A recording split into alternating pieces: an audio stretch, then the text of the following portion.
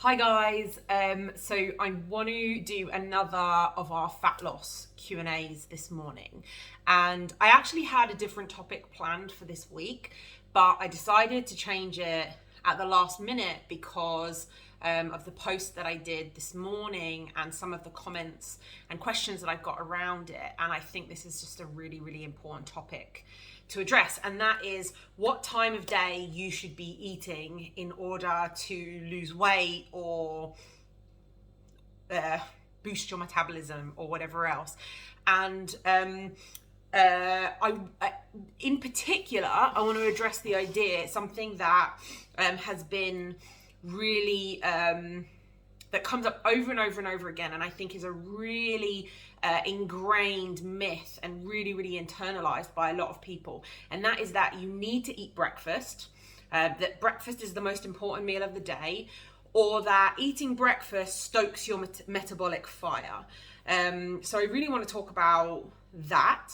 I want to talk about the idea that you shouldn't eat anything late at night, or you shouldn't eat after 7 p.m. or 5 p.m. or whatever else. And I want to talk about the idea of having lots of small meals a day rather than 2 or 3 big meals. So it all kind of goes under that umbrella of kind of nutrient timing, meal timing, and what's best for fat loss. And I want to start off by saying that what is best for fat loss, or what is best for maintaining a certain weight, is whatever suits you. And if you ever try to fit into a different a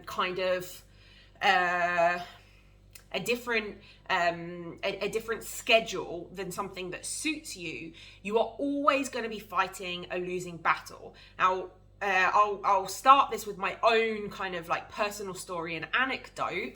And that is that for the longest time, I always believed that you had to have breakfast. You had to eat breakfast in order to lose weight. It was the most important meal of the day and all of that. And so I'd always be forcing myself to eat in the morning, which really made me feel super duper sluggish and uncomfortable, and made me feel worse than if I just hadn't had breakfast at all. And then I was always trying to not have dinner because I thought that having a heavy dinner, having a big dinner, meant that I would store more fat, and that it would be harder to lose weight. That if you go to bed after having a large meal, that you would store more fat and that you would maintain a heavier weight. And so I was always trying to flip it around. I was always trying to have a bigger breakfast and always trying not to eat at night. And what would end up happening is a few things. One, like I said, I would feel really sluggish and tired after my breakfast. And then every single evening I'd be trying to have a light dinner early on, but then I'd be hungry later on in the evening. And either I would go to bed hungry, and so I always really struggle to fall asleep if I'm even a little bit hungry. And then my sleeping would suffer. And eventually, after 1 or 2 nights of that, I just wouldn't be able to keep it up. And I'd usually end up either overeating, usually just either binging in the evening, maybe not binging, but overeating, having some snacks, having some night, I would then want something sweet or whatever else, or I would wake up in the middle of the night hungry and need to eat a bowl of cereal in order to go back to sleep. So it would always mess with my rhythms, and I spent years trying to get out of this.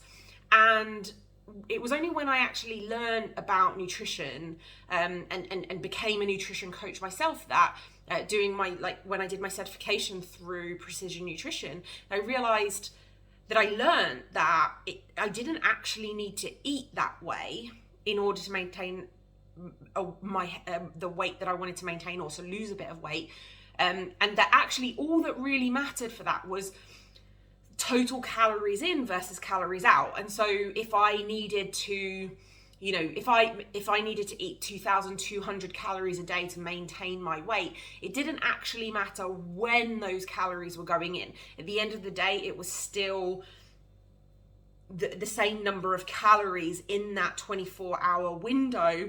And so each week it was still the same number of calories being consumed, and each month it was still the same number of calories consumed. So it didn't actually matter what times of day those calories were going in and going out. And that was a huge relief for me, because I really realized that I could do it the way that suited me, and it was okay to not have breakfast. And outside of pregnancy, you know, I'm 36 weeks at the moment, so I'm not doing my habits have changed, and things changed during pregnancy, and that's totally fine too. But outside of pregnancy, I allowed myself to, you know, sometimes just drink black coffee in the morning, and then when I got hungry to eat. And I ended up falling into a kind of intermittent fasting. Intermittent fasting is a whole other topic I could do a whole other video on, and you know, it long story short, it's not something that you have to do. It just that pattern of eating sort of really suited me, and I found that I'd have a lot of energy throughout the morning to do all the things that I wanted to do, and then when I got hungry I would eat.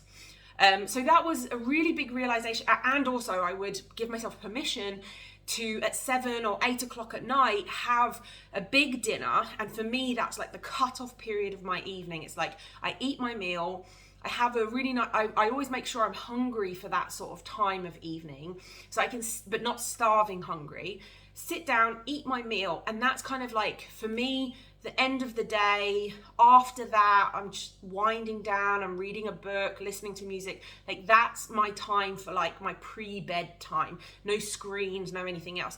And that, and having a full belly sort of calms down my nervous system and makes me feel, you know, a lot more relaxed, which was part of the problem for me eating a heavier meal earlier on in the day, is that it always made me feel really uncomfortable. Now, really important point.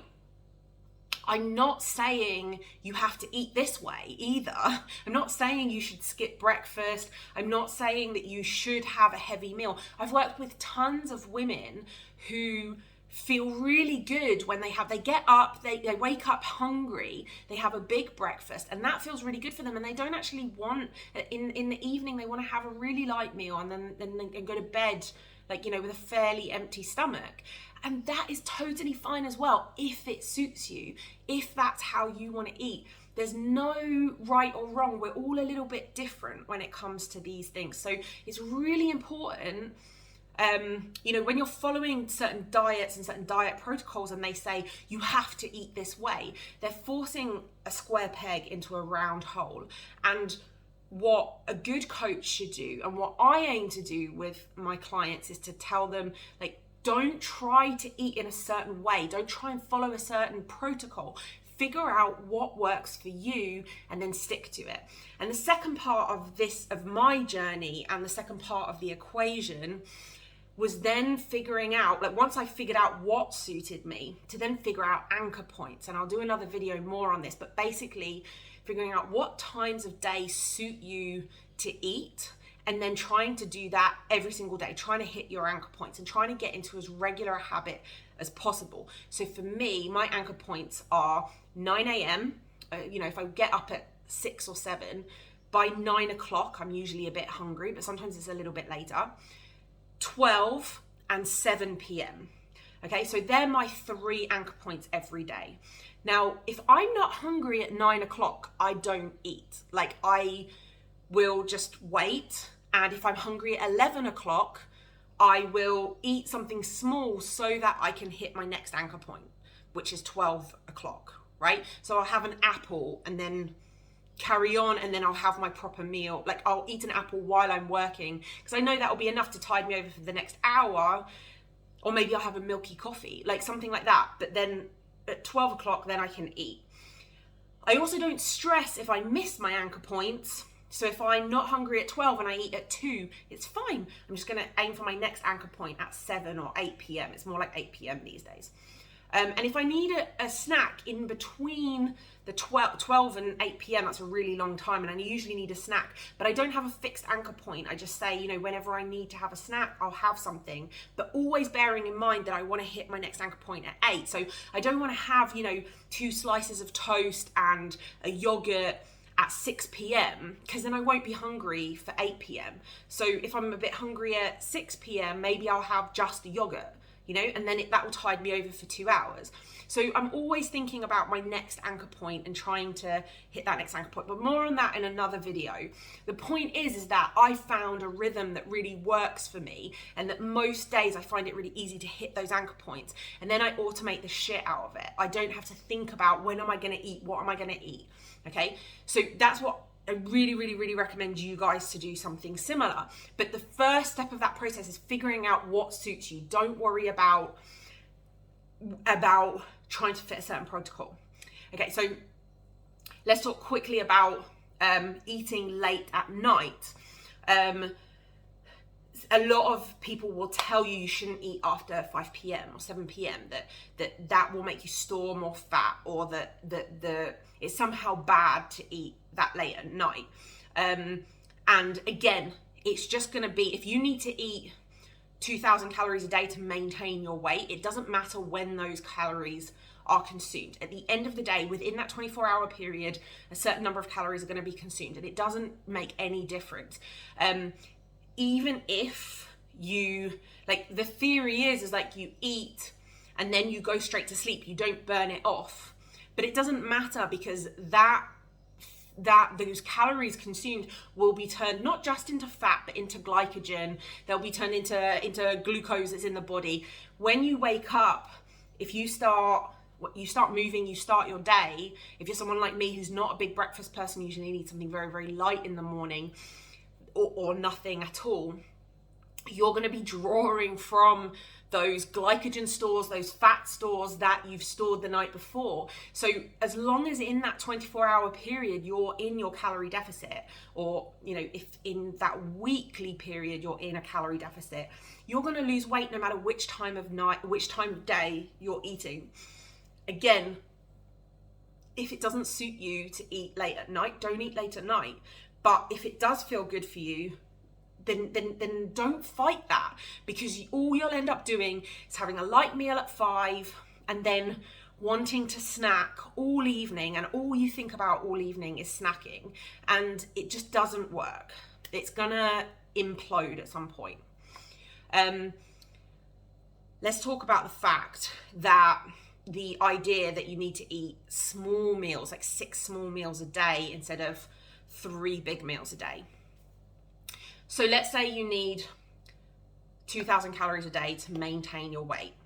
So you decide to get in a gentle deficit and you need 1,800 calories. You decide you're going to aim for 1,800 calories a day. So then you decide that you have to split that up into 6 small meals a day. That means you can only eat 200 calories at each of those small meals. And the idea is that it stokes that metabolic fire. This is a really, really, really outdated theory. It was something that we thought that might be better, a better way of going about it. But the thing is that your metabolism is increased every time you eat because of TEF, the thermic effect of food. So, but it's always around 10% of calories consumed. So if you eat a 200 calorie meal, let's say your metabolism is increased by 20 calories because of digestion, like you're going to burn 20 calories through digestion.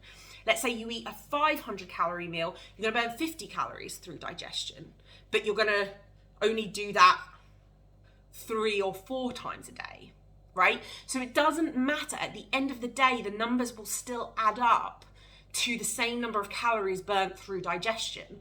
It doesn't matter if it's 200 calories 6 times a day or 500 calories 3 times a day plus a 300 calorie snack, right? It's still going to add up to the exact same number of calories burned through digestion and the exact same number of calories consumed. So it doesn't matter. So again, it's really important to find what works for you. And if you like eating 6 small meals a day, which might be like a handful of nuts and a couple of pieces of fruit, then have at it. Like, I hate eating that way. I like having a meal, not being like feeling full so that I don't want to eat anymore, and then having a really good like 3 to 6 hour stretch where I don't need to eat again, and I can get on with work, I can get on with life, and that works for me. And there's no advantage to eating smaller meals. Now, there is something to be said about starving yourself all day long, not eating, then getting to like 4 p.m. and being so hungry that you just have no control and you just turn into the Cookie Monster and you go mental and you just eat loads and loads of food. So yes, making sure that you get something like the intermittent fasting method might not work for you, because, and a lot of people it backfires because then they end up so hungry that they overeat and they can't control it in that meal. So that's not a good idea. But it doesn't matter if you eat even just 1 meal a day, if that suits you, if you eat 2 meals a day, if you eat 3 meals a day, if you're like me and eat sort of 3 meals and a snack every day, more or less. That's more or less what I do. Sometimes I don't eat breakfast. It doesn't matter if you do that or if you eat 6 times a day, lots of small meals. At the end of the day, what matters is how many calories it adds up to in that 24-hour window or in that week time frame. Okay, so let go of any notions. This is kind of like the crux of this, and what I want you to walk away from in this video is let go of any notions of when you should eat or how much you should eat at each meal, because that's probably trying to fit yourself into a protocol that doesn't suit you and that you don't enjoy and that you can't maintain, is probably one of the reasons why you never stick to it and why you always end up falling back into old habits and you can't change them. Your habits that you already have, don't try to completely overhaul them. If you're somebody who skips breakfast and eats a big meal in the evening, don't try and flip that over. Build on those habits that you already have and say, okay, like, fine, I'm not going to eat breakfast and I'm going to eat my first meal of the day when I get hungry, and I'm going to record when that is. Is it 11 o'clock? Is it at 10 o'clock? Is it at 1 o'clock? When is it that you get hungry? And that will be your first meal of the day. And from now on, I'm going to make sure that when I go before bed, I'm going to have a 500 calorie meal, a 700 calorie meal. Because if I don't, then I don't relax in the evening and I want a snack. So just kind of institutionalize the habits that you already have, and allow, and even if you think of them as bad habits, just allow yourself to actually do that and allow yourself to build better habits on the ones that you already have, rather than trying to completely overhaul everything. Okay, and you will have so much more success with your weight loss efforts when you figure out what works for you. And that's a really important thing to understand with everything when it comes to weight loss. At the end of the day, adherence is the most important factor. You being able to do this, not for a couple of days or for a week, you being able to do this for a number of months or for the rest of your life, finding habits that just smoothly fit into your life for the rest of your life, that's what's going to help you lose the weight you want to lose and maintain it for the rest of your life. So it can't be trying to fit into a certain protocol. So what I want you to do is really this week, really do an experiment on yourself. Figure out what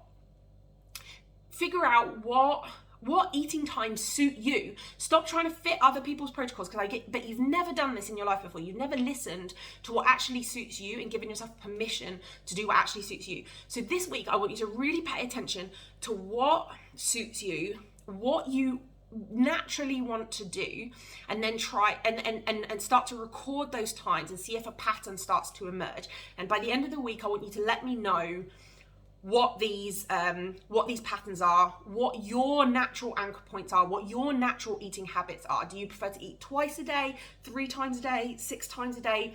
What suits you?